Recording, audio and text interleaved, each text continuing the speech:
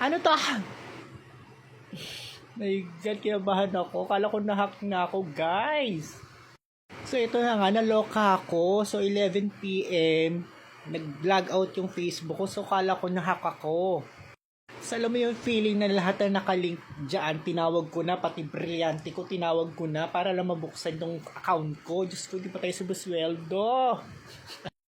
Tapos may nag-email sa akin, guys.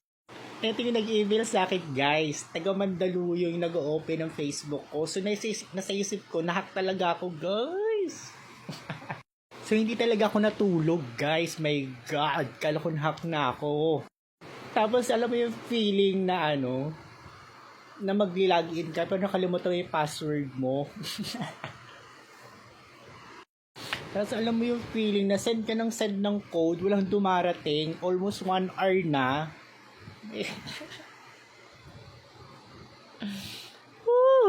Tapos, another reset na naman ako para sa code. Akala ko, may may problem lang talaga. Tapos kung ano-ano lumalabas na required code, hindi ko alam kung saan nanggagaling yung required code na yun.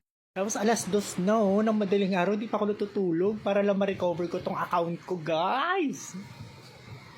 Tapos alam mo yung feeling, antay na antay ka ng get a code or link via WhatsApp. Ginamit ko na yan, wala pa rin code. Nakatatlong resend na ako, wala pa rin code. So tinaray ko yung get a code or link via email. So may nagsisend naman ng email, pero loading pa rin talaga siya, guys.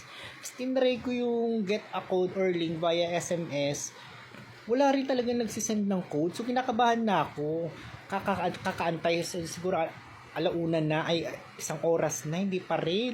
So, hindi ko alam gagawin ko, guys. Lumabas na ako ng madaling araw. Lakad ako ng lakad kung ano na yung gagawin ko para lang ma-recover ko tong account ko.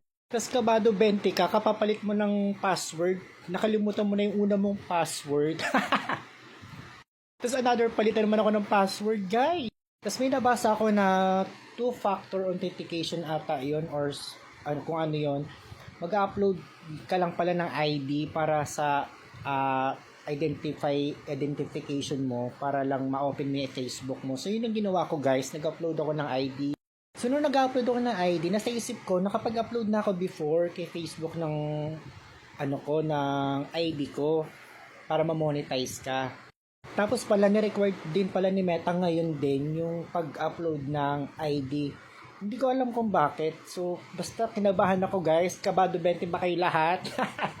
Diyos ko, huwag mo na ulitin Meta. Monetize pa naman tayo, guys. Diyos ko. Good night.